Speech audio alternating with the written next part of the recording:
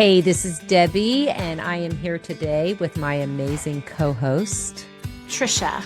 Yay. And we are here with our podcast, Your Life Redefined. This is the place where we talk about those things in life that are nothing but opportunities where we get to do what, Tricia? Redefine things that may not seem like they're the best thing for us, but guess what? Nothing happens to us, it happens for us. And that's what we're here redefining. Tonight, I am so excited to get to talk to, I would consider her my therapist, my mentor, my hairstylist, my friend, you name it. Chalet Kossey has been doing my hair since when, Chalet?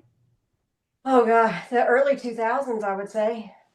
And the few times that I went through a couple of rough spots is when I left Chalet thinking, oh, I don't want to drive all the way to Columbus. What insanity was I thinking? And then thankfully, she took me back. I introduced Debbie to her. And so when Debbie was living locally, and even partly when she wasn't living locally, she came to Chalet. And I never left her. What about now? No, meaning when I lived there. Now I'm 4 hours away?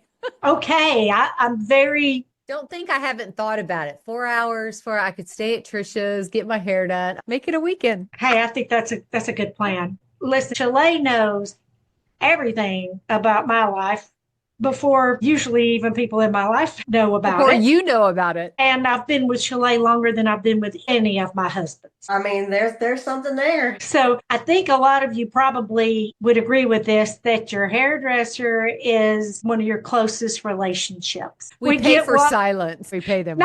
Yeah, we do. Well, for both. We pay for the beautiful work that she does, but also, clamp down on whatever's said in that chair. If hairdressers released all the knowledge that we have, it would be a very troublesome world. I don't know. It's kind of a freeing world. Yeah.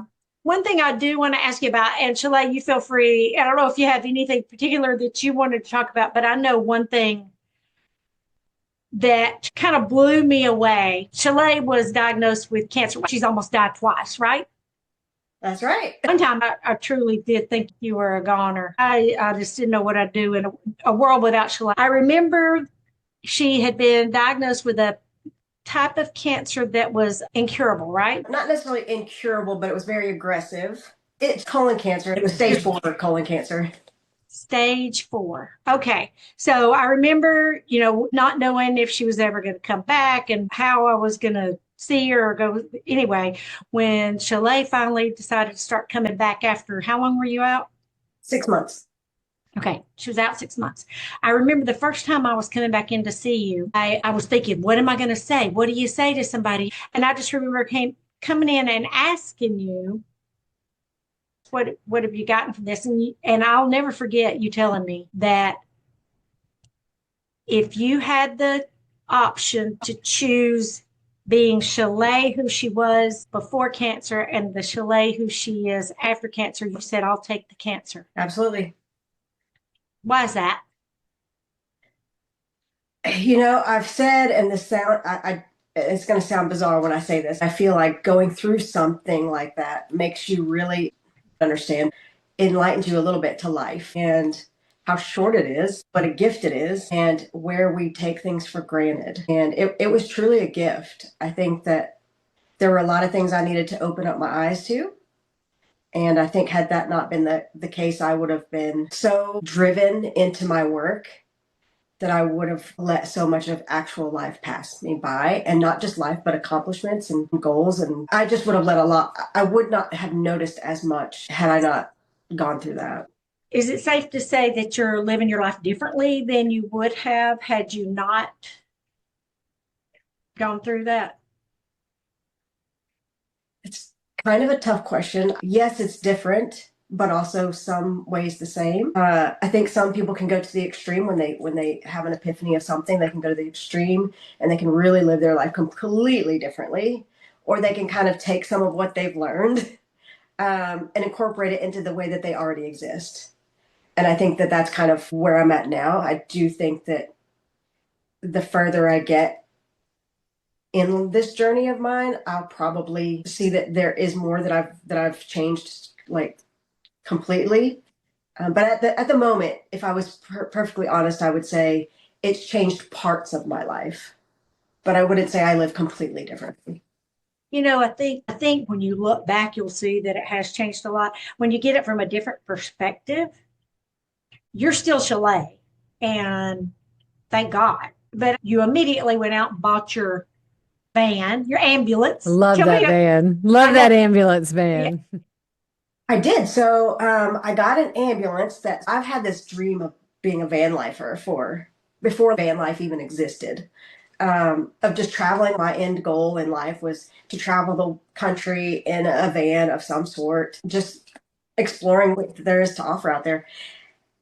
And when I was going through all this, I remember sitting down at my friend's house and we were talking, and there was a friend of ours there that I don't see very often. And at some point I had said that if I had to go right now, I would be okay. What I meant by that was I've experienced the things that I wanted to experience in life. And I feel very fortunate and very blessed. I've always kind of lived in my own kind of world, not selfishly, but I've always been me, right? what? Like, not, in other words, not negative towards other people, not to the detriment of others, right? Okay. And anyway, so I was talking to this friend of ours, and we left, and I was just thinking, God, like, how blessed am I that if there was anything that I regretted not doing, well, I really didn't have any regrets. I've traveled. Would I like to go to other places? Absolutely. But there's never going to not be a place that I want to visit. That will always be there. But did I travel? Did I experience the things I wanted to experience? Yes. Would I like more of it? Absolutely.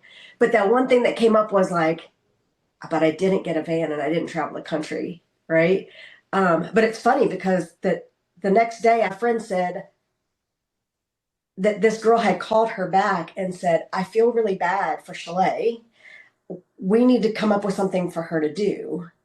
And my friend was like, what do you mean? And she said, well, I mean, she doesn't have anything to live for. Yeah, you got that conversation wrong. What she was saying is she's done all the things that she wanted to do. And so it's okay if she leaves now, not she has nothing to live for. So why not go now? Big difference. Big difference. That was the one in that conversation. I was thinking, oh, but there's that one thing, that ambulance. But it wasn't an ambulance, it was the van. So I was like, I'm gonna find one. So there burst the van. But how did it become an ambulance? So that I had been researching for a long time, and there was this little Japanese ambulance that was so cute. And it was little, it fit in a parking space. The only person that's going to stand up in it is me because I'm short, right? No one else can stand up, but I can stand up in it. So it had all the elements that I wanted without all the maintenance and the upkeep and all the fluff. I can stand in it, I can sleep in it, I can do whatever I need to do in it. It's been a blast. She's even pulled up in my driveway in that van. It's a right-hand drive because it's from Japan. So you sit on the right hand, the steering wheel's on the right. One of the other things I wanted to ask you about. So, of your career, how did you even decide to become a hairdresser? So I always call myself the accidental hairdresser. That's So I think there are people that are born to be hairdressers. So I was not sure what I wanted to do in life. I thought at some point I wanted to be a psychologist, but I hated school. I was good at school, but I hated school. And so I sat down with a person that I was dating at the time, and we talked about it. And she had mentioned, why don't you do hair? She was a hairdresser. And I said, I can't do hair. That's crazy. And she said, you can. You're at the salon all the time. You're always talking about what people are doing and how they're doing it, and what people, oh, that should have been this, or what about this? And she said, so I think you should at least look into it. And so I decided to do it. And sadly, my mom had passed away a little bit after I started doing that. And my dad sent me a box of things that my mom had saved. And so I would say I accidentally became a hairstylist, right? Like it fell into it talking, okay, I'm a hairstylist, here we go. But when I opened this up, there were letters, like countless letters to my mom. So I didn't live with my mom when I was little, or for a period of my life. But apparently I was writing her letters. And when I opened up these letters and I read them, it was letters like, I went to church today, or had a great day at school. Trin needs a haircut, or I really wish the kids at school would wear their hair like this. There was every single letter had something to do with hair. Oh my gosh. And I thought, that is so bizarre. So it Yeah, wasn't an accident, it was destiny. yeah. Well, on the flip side of that coin, I always wanted to be a hairstylist, and I would always do everybody's hair and makeup and everything when I was young. I think it kind of got nixed whenever my brother, Ben, my younger brother, one of my very good friends' mother was a hairdresser. One day we talked my little brother into, hey, let us cut your hair because her mom's a hairdresser, so we know how to do it. I was on one side with a pair of scissors and she was on the other side with a pair of scissors. Well, let's just say it did not go well. That kind of put the end to my haircut dreams. So, Chalet, when you think about, we've talked about the journey with cancer, coming into hair, and all of those pieces of you. But if you were to think, what were those defining moments in your life that made you you? What would be some of those moments? I think every moment makes you you. I think every experience that we go through shifts us or changes us just a little bit. But if there were super defining moments, I think there's probably a handful. I think my upbringing was a big one. I think being taken from my mom at a young age was a big one. I think so. I was molested as a child by a family member. So That's a big defining moment. That was a big defining moment. It was so there was that. I think that was a huge one. I think. And is that why you were removed from being with your mom? She sent us away to what she thought was a safe space. Gotcha. Okay. And it's in that safe space that the not so great things happened. Gotcha. Isn't that something you think you're doing something that is the right thing to do and it ends up being the total wrong thing to do? Can I ask you about that? It was not a one-time thing. It went on for a period of time. And, the crazy thing is I probably wouldn't have said anything. I did try to tell my family a couple times. My grandmother, one time I remember, yelling and screaming for my grandmother, and she came into the room, but she didn't speak English. And so my uncle spoke to her in Vietnamese. And I think the translation was something to the sort of, we were just playing a game and I was tickling her and that's why she was yelling. It wasn't for what the real reason was. At that point, I lived with my grandmother and 3 uncles. And one of my uncles I was very close to. And I did try to tell him, that I was, being touched in ways that weren't right. And I don't How think old were you? I was probably 7 or 8. And that probably went on for like 2 years. Son of a bitch. Yeah. None of the family really spoke good enough English to understand what I was trying to tell them. But a schoolmate was being abused in her home. Wow. And she had told me about it. And so I told her that she needed to tell and get out of the situation. And I shared with her that I had similar, hers was physical abuse versus sexual abuse. And she said, well, you haven't told anybody. And I said, you know what? You're right. And if that helps you tell, let's go. I'll go tell. And so we did. So immediately the family got together. It was a sad thing for a kid. The family got together. They all decided that the story would be that I was a liar and I would go back to live with my mother. And then that would be that. That's been the case up until recently. I think my mom passing away and me getting sick, some of that family has come back and they've said, we were wrong for that. We should have protected you. It's sad because I think people don't tell. Or they do tell and they're made out to be liars. I know now that the family was told to lie. But as a child, what it sounded like to me was they were calling me the liar. I know now that they knew the truth, but then growing up, I really thought that they all thought that I was lying about it. So that's a pretty tough thing to go through. Yeah. Yeah, that's big. There are a lot of people that live this life suffering and people don't know and they have it told, or they're told that, that they are a liar. People don't believe them. There's a lot of shame around it. Well, yeah. And I'm so glad that the Me Too movement, that just showed how many, it's prolific, really. It is. It really is. And I wonder if by doing that, I'm so sorry, Debbie. Oh, go ahead.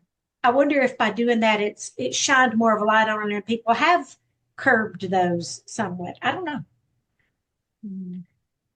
I think what's coming up for me as far as a question and is how has something like that that's so devastating, catastrophic, right? Because there's so many aspects to have to navigate when you go through something like that. How is that even today play into how you face challenges today?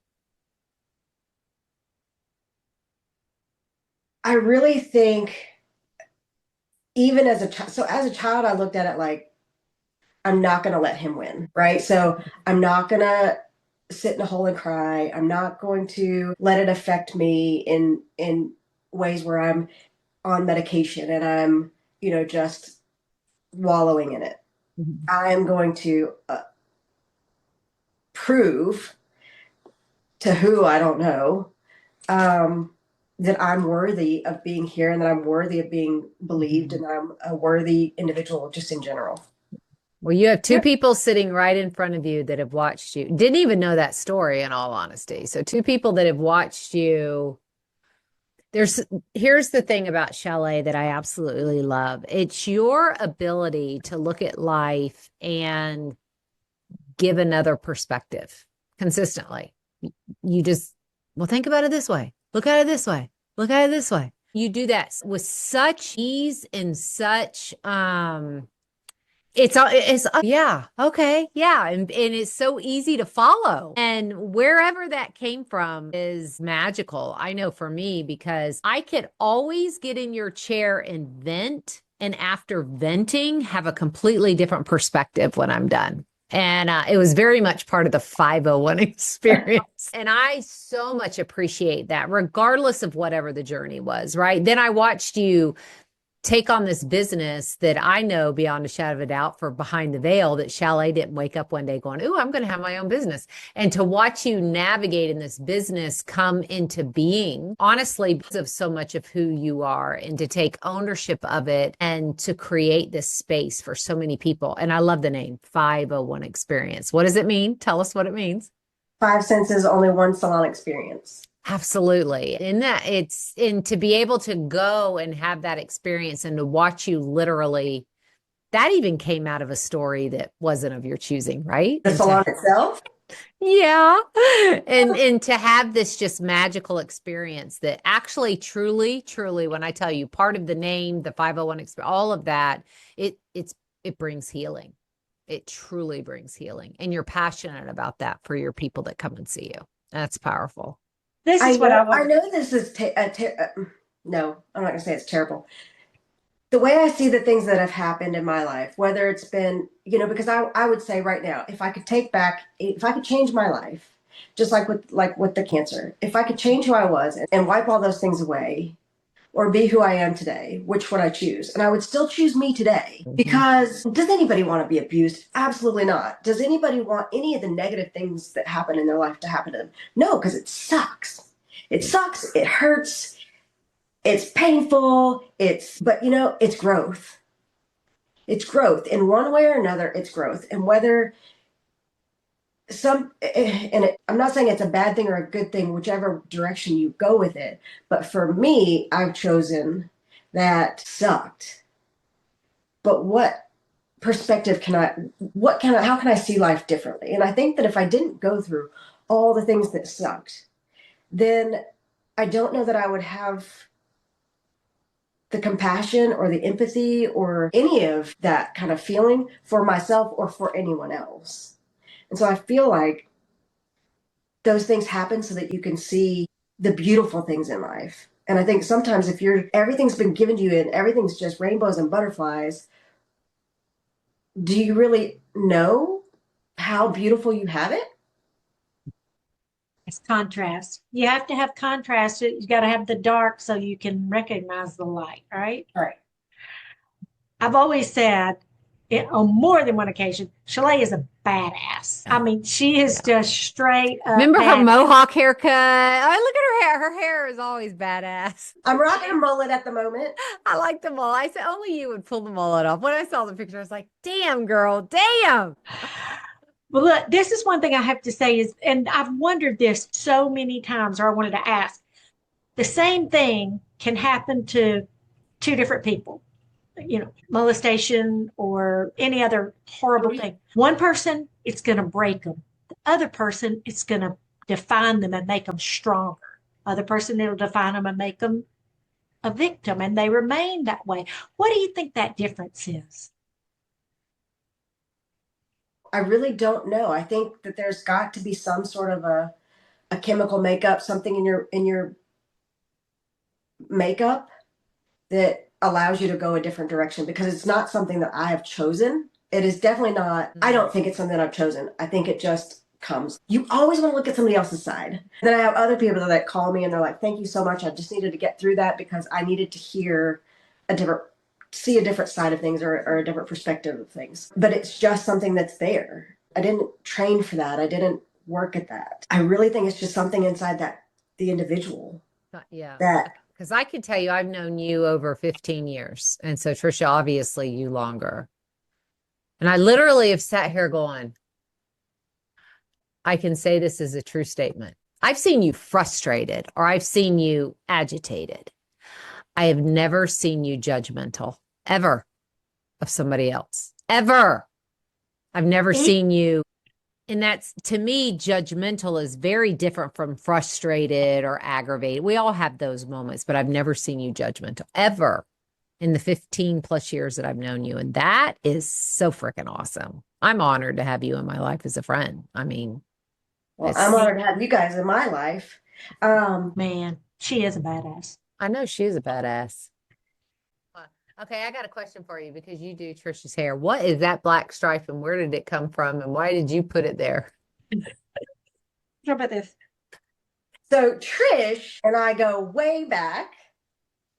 And what I have learned about Trish is Trish gets what Trish wants. Yes, she does. And if you don't deliver, she will get it another way. And that way sometimes is not fun to fix. undo. So it's better to work with Trish and get to where she wants to go, and do it. That's easier to unfix because you did it to begin with. So what I'm hearing you say is Tricia came in one day and said, I want a black stripe right here.